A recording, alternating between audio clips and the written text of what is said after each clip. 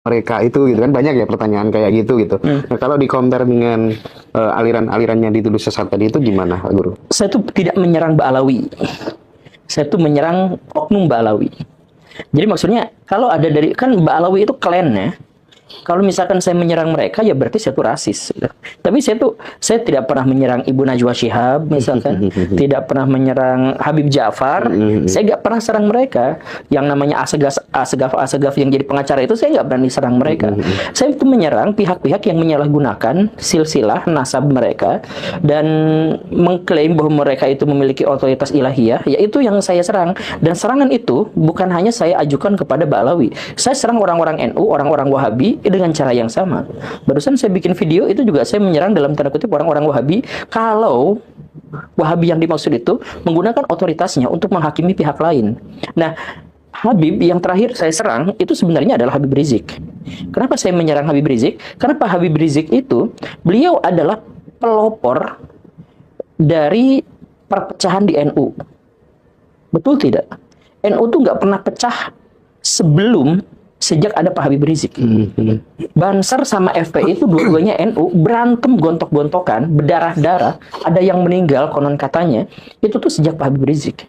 Nah, kenapa Pak Habib Rizik bisa sampai melakukan hal yang seperti itu? Karena dipuja sebagai Habib, yang tidak bisa salah, yang hampir selalu benar. Nah, itulah yang kita kritik. Beliau itu adem ayem ketika disebut sebagai imam besar. Imam Syafi'i aja batasnya imam. Ini imam besar. Imam besar. Jadi itu luar biasa klaimnya itu gitu. Nah, yang saya kritik itu. Kalau misalkan mereka tidak lagi begitu ya sudah. Saya juga punya banyak teman-teman dari Ba'alawi dan sampai sekarang juga kontak gitu. Ya gak jadi masalah. Yang jadi masalah itu adalah mereka yang mengklaim memiliki otoritas ilahiyah. Mereka yang merusak agama dari dalam, mereka yang nyari cewek seenaknya, kemudian kamu harus mau sama saya karena saya keturunan Nabi. Itu merusak Islam, menghancurkan Islam dan menistakan Islam. MUI tidak mau menindak itu.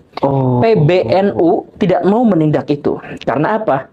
Kalau sejenis, ya mereka nggak ngapa-ngapain. Bahkan melakukan penistaan yang luar biasa sekalipun.